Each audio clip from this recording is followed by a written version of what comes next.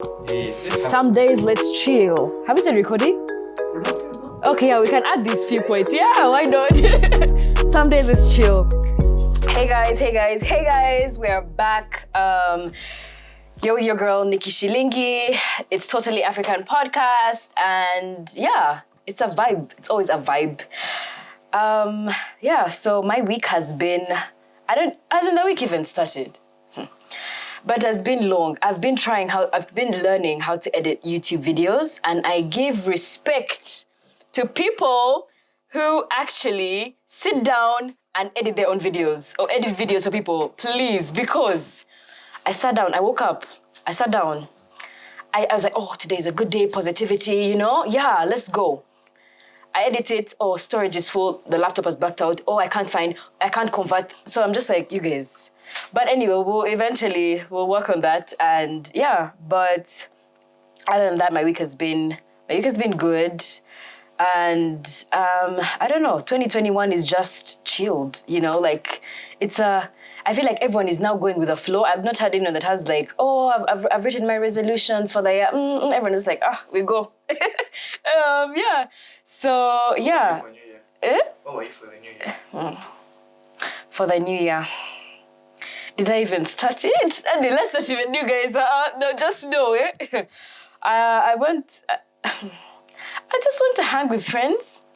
Then I just woke up the next morning. They don't tell you where it was. Yeah. I didn't know. I'm joking. It was work mostly, then hanging out with friends and home. And even the way the year started, I was actually home. But the way the year started, it was raining. There were no fireworks. I'm like, what's happening? And yeah, one of our dogs at home ate the chicken for New Year. So what type of New Year is that? Huh? I'm just like, let's do this. So, that's me. And yeah, I'm just being me, and I'm being, I don't know, I like this. I like Totally African Podcast. It's just chilled. It's a vibe. And this is just time for me to just not make it look so official. So I know people have actually been saying, look into the camera. I'm like, no, we just have to chill and listen and, go with the vibe and the energy.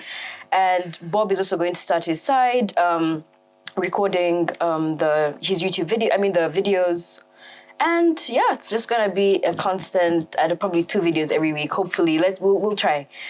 So this week for episode 2 of Totally African Podcast, we have Canary Mugume, and how do I even start describing him? Because I feel like he's everything.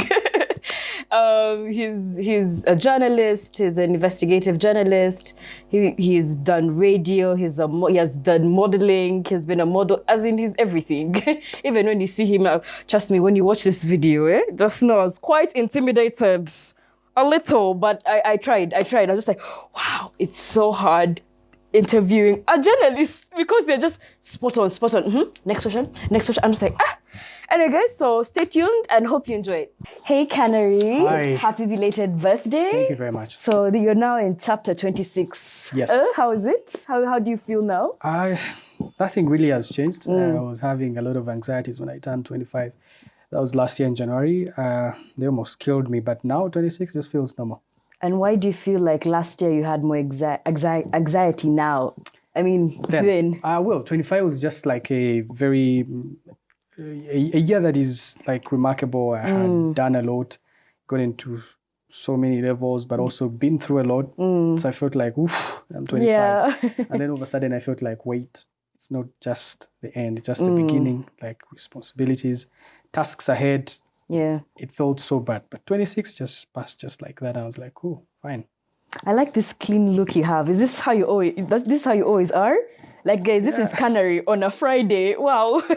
Thank you. Yeah, but yeah, this is part of me. News, I feel like I thought actually most times people that are news anchors would be like in sweatpants. Then when they have to go on air, that's when they change. So this is how you are from morning. Yeah, because you see, when you're in the studios, people see you with this image of suits and all. And then when you go to the field, you don't change that because I'm not just an anchor, I'm also a reporter. Yes. So people want to be able to see that when they go to the field and go to do interviews.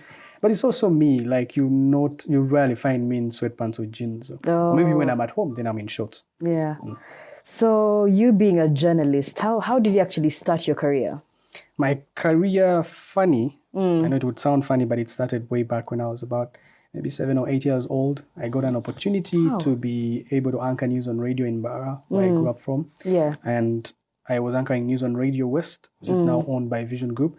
And it was children's news. It was weekly, every Sunday. They would collect stories they have done in a week about children, and then I would read them on air. Wow. It was amazing then. Then I, went on to like pick interest in news. All of a sudden, I started my secondary first newspaper in the secondary school in Bara still. Then, I don't know, I just picked interest in this news thing, disseminating of information. And, here I am. Journalism chose me. Wow. And how did you actually know that journalism was your calling?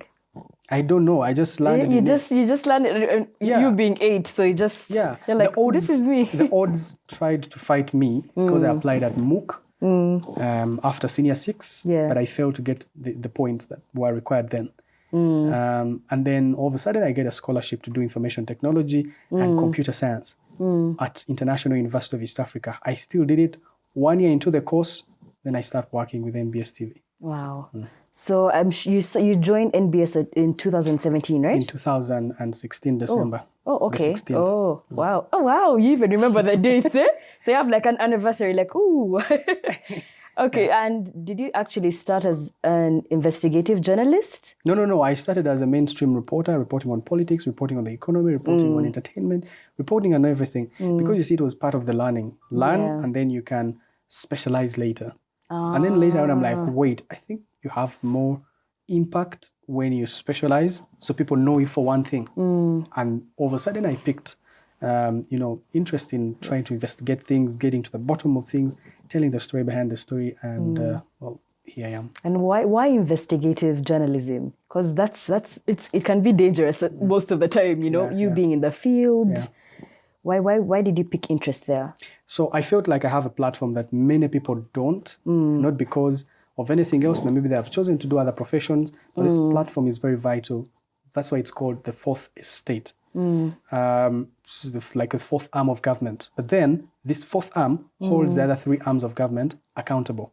So you cannot not fail to utilize it. You have this opportunity, and why not use it well? And one way of using it well is don't report who said what, where. Let's just get to the bottom. Why is this happening this way? Why aren't we served better? Why is this rot happening in society that I live in? So I felt it is important and vital to use this opportunity and platform that I have before it runs away. Maybe in my next life, I will be an accountant. Oh, wow.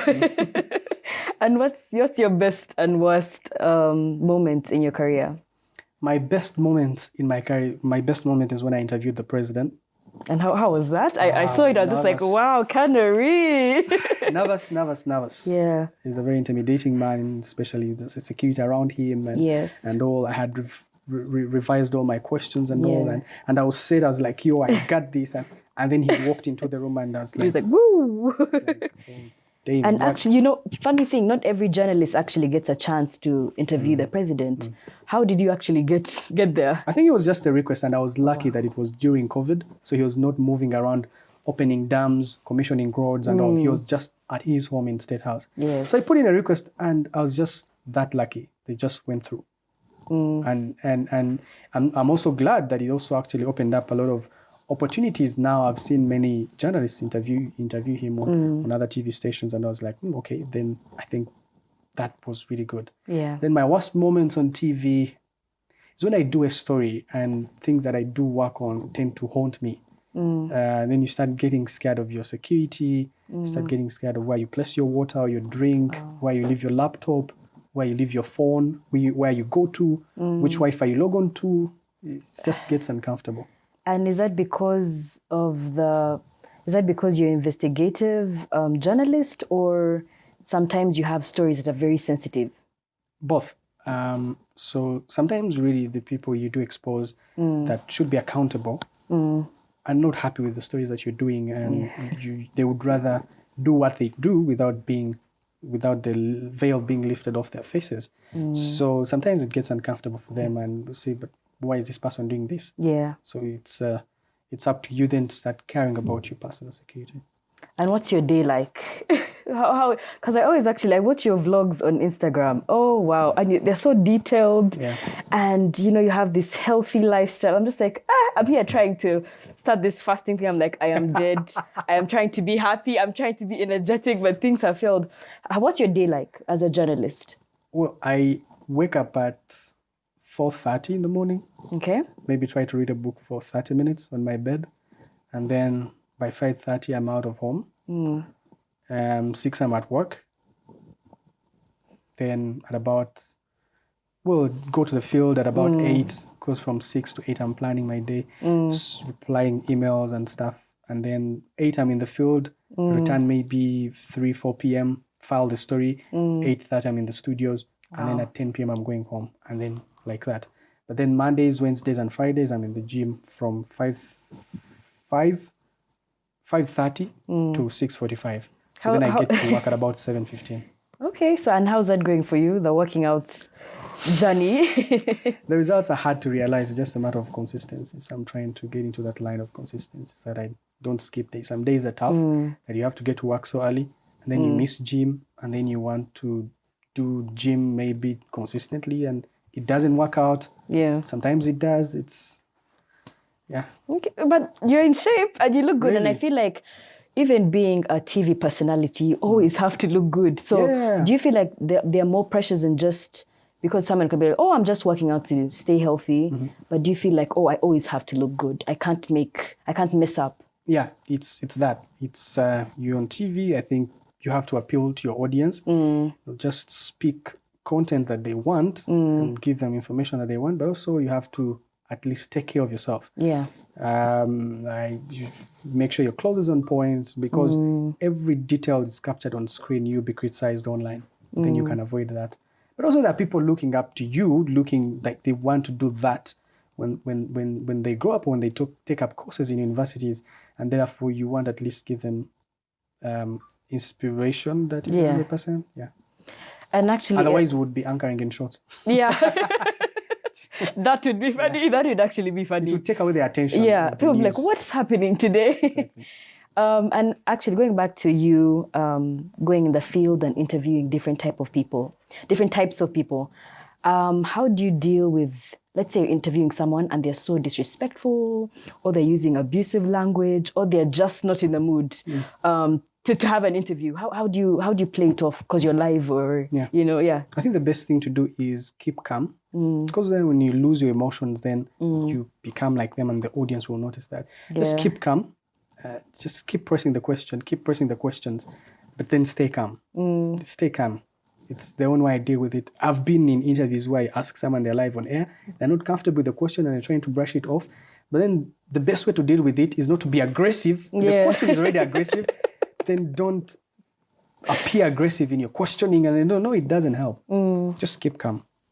And I'm sure, have you actually had these moments when you make a few mistakes and you're live, or something is off, or maybe your button is opened? Yeah. How do you pull that off? Because that's one thing I have failed.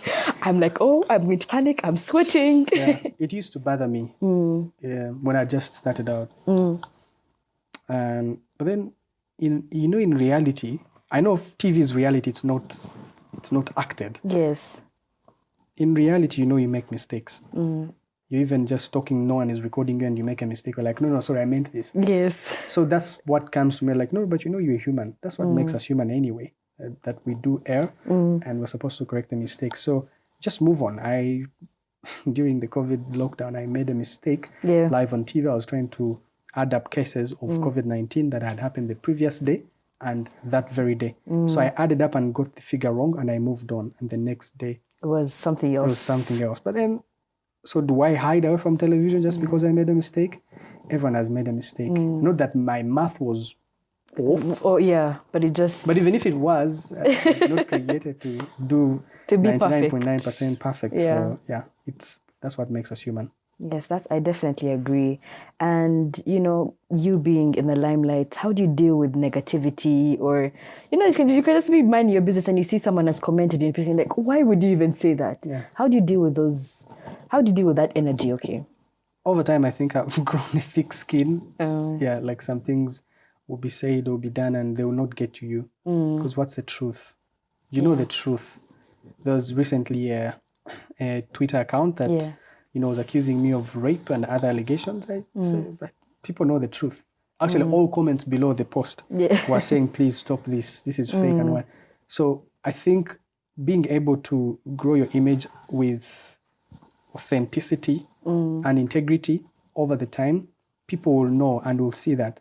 So I don't fight to brush them off. People know the truth, but also inside you, what is the truth? Did it actually happen? Because if it did, maybe I would want the world to swallow me. I would die of guilt. Yeah. But knowing that this thing is not true, it would not even bother me. Wow. Okay, but the thing is, I feel like the way you're reasoning is very intelligent. But most people always feel like, they need to post. They need to post on their social media and say, they tag all these other people that have been saying all those things about them, just to get maybe numbers. Or do you feel like you're like that? No. For you, just I think I do things for me, largely, not for anyone else. But also when some people actually do these things because they want attention. Yeah. The best thing to do is actually deny them that attention. So then thing just dies out 2 or 3 days later. I don't know if you'll die if you did not give them attention. Yeah, I don't think so. But but I feel like sometimes... what's the worst that can happen, Nikki? No, but Canary, let me tell you, there's sometimes someone can comment something and it gets to you. Like maybe they've said something that's just a bit too personal. And, you're going to probably become angry and yeah, but it's just a comment, remember? Okay. If it was a bullet, maybe I would mind. It's just a comment. It's just a comment. Someone will comment about how fat you look on screen today. Yeah. Someone comment about how today your belt looked so old. Someone comment about we do not like how you stood today in the studios. I'm like, but I mean, that's just one opinion out of 7 billion opinions in this world. The world population is 7 billion. That's just one opinion.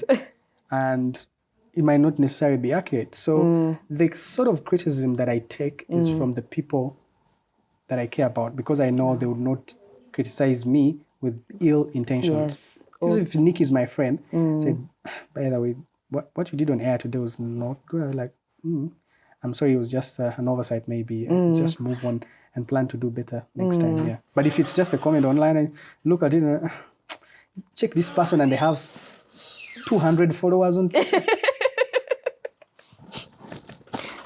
Yeah, I know. And you're like, why am I even bothering? Yeah, why should I be bothered? Yeah. So I've gotten to a point where I don't even check comments. They can take your time. They can consume your time. Wow. Unless if you're asking a poll question, guys, what do you think about this? You're trying to say something. Then maybe that. But post something and then just ignore. Actually, not that you don't care about your audience, by the way. Yes. Because the way you craft your content also shows that you care about your audience. But sometimes those most comments do not or should not, take you off your lane. Yeah. So what tips would you have for someone that wants to become a news anchor? Believe in yourself, practice, but also embrace new media. New media is technology. What you're doing, Nikki, you're not doing it for TV, you're doing it for online. Yeah. You do not necessarily have to be. Just go do your news, anchor your news, put it on these platforms. Because we've seen ourselves now trying to compete to put out news on the platforms that you, Nikki, and other people are using. So you do not necessarily have to be on TV. But if you're on TV, well and good. If you're not, don't feel like you're not having the opportunity. Because you are not buying a license to be online. Yeah. The only thing you're doing is buying data and OTT. So you have a platform already. Yeah. Do not cry just because you can't get an internship online. Yeah. I think institutions like universities and tertiary institutions should stop pressing people to all be consumed in journalism class, be consumed by a media house. Yeah. But I can do my stuff online and still be better at it. That is so true. I can deliver news online. Yeah, without necessarily being on TV. And that's how these media houses start looking for you. Exactly. And they will hunt for you if you're good. Yeah. But also if they don't, you can still make money online. I mean, product placement, YouTube views, all that. And you'll be earning more than what anchors earn actually. Oh, well, I'm writing these tips. I'm writing these tips in my brain, literally. I'm like, I hope I'm in the right. I hope I'm in the right path. Yeah, yeah. So going back to your vlogs on Instagram, I was actually watching a video. I think this is like the first lockdown, and you're jumping on a lorry, and you're like, guys, this is the life we're living now. You know, most times people think, oh, people in the limelight live a luxurious life. You know, it's all glitz and glam. But I just like the way you twisted it. How was working? How was working in lockdown? It was okay. We enjoyed it because there were no cars on the road, but it was like an everyday thing, like what we do. Essentially, you're in a suit and you're jumping on a border. And then you pass through this dusty road, and then all of a sudden you're like, oh, I can't go on air with this suit. I have to go and change it. It's like our everyday life. If you met me at midday or at 9 a.m. in the morning or 3 p.m., it's the field. You're sweating. You're carrying bags of cameras and tripods. You're filming. You get it. It's a thing that we do on a daily. Yeah, so it wasn't so different even No, in it that. wasn't so different. Oh, I thought like, maybe like you interviewing people, you're probably scared, COVID, you're out there in the field. We were, but does it change anything? I don't think so, because we needed to get the information out there anyway. We had to change, of course, in our reporting. Everything was on COVID-19, the lockdown, how to stay safe. People needed this information to make everyday decisions and to determine what their future is going to look like. So we took the risk. So I would say soldiers were on the front line, nurses were on the front line, but so were journalists. And how do you actually keep safe? Do you always sanitize? Yeah, you know what's funny? Before we started, Canary was sanitizing. It was like, it's okay, I'm good. I'm just like, okay. Sanitize. Honestly, I don't think the sanitizer is what has kept me safe. I think God has kept us safe. Yes. A couple of my friends, colleagues have been sick. Some of my panelists on my TV show have died. Sorry about that, yeah. I don't know how I've kept safe, honestly. I cannot explain it because I think we have moved the most. We have touched the most surfaces because of our movements. We mix with a lot of people. We cannot explain it. I think only God can. Not even science can. I know journalists in my newsroom who have fallen sick. Fortunately, they have not yet died, or they have not died at all, which is a good thing. But I can't explain it. Yeah, but that's good. At least we're still here. Well, we wear a mask. Yeah. But like everyone does. We use sanitizers like everyone does. There's no magic. Okay. And you sanitize your mic every time. Moving away from the TV side, I was actually stalking you. I was stalking you on Instagram, and I'm like, oh, I didn't know Canary was a model at a point. And I'm seeing, Brian's runway model. You're a runway model. Yeah. How is that? Is that something you want to go back into? Yeah.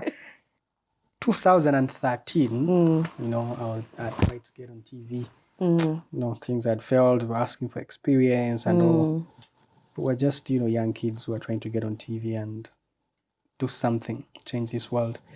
And so what's a viable opportunity? Maybe you can go on modeling. Maybe people will get to know who you are, and then you'll go to TV and everyone would want to give you a job or whatever. Of course, that was a miscalculation. But yeah, I said, if it's going to get the face out there to be known, maybe, so let it be. So my colleagues and I just started modeling, and it was a new thing then.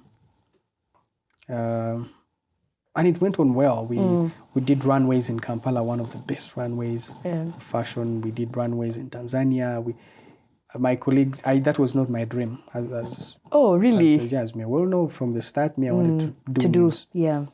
That was not my career goal. My career goal was to be on TV and do news.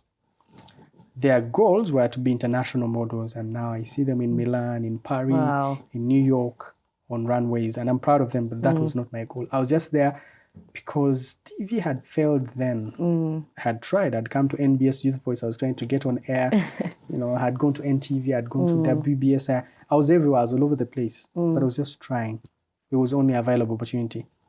And what do you think is limiting us in Uganda in the media industry when it comes to giving people or new faces a chance? do you feel like Ugandans or the media industry wants people that are already established? Or because I feel like there's so many people who want to actually be journalists, but they have never got the chance. Yeah. Or even a platform. Yeah. Or just even like, oh, okay, come in for an interview, anything. Yeah, it's simple. One, if a media house is like any other company. So let me ask you, you're a company, you're employing 5 people. You're just a small enterprise. Someone comes to you and say, I want to get into your company. Do you just employ them there and then? No, I wouldn't. One, your budget will rise in terms of expenditure. You'll be spending on this person in terms of giving them salary, but also lunch, breakfast, or whatever employees are given. And then number 2, is there space available? Or this person is just aggressive, just get me in, I can do this. Is there space available? And then number 3, which this other person does not look at, is what are you bringing on board? Which is, why should I employ you? Wow. Why? Just show me something different that you do that others can't. Because you talk about producing a show, I already have an entire production team. You talk about anchoring, I already have the most beautiful anchors on air who read news so well. So what are you bringing on board? I'm going to spend money, pay you, but what value are you giving me? So the new faces, I think, need to think about value. Wow. What value they are bringing to, and it's everything that I tell, friends who say they want to get on TV or they want to do news or write. What value are you adding to them?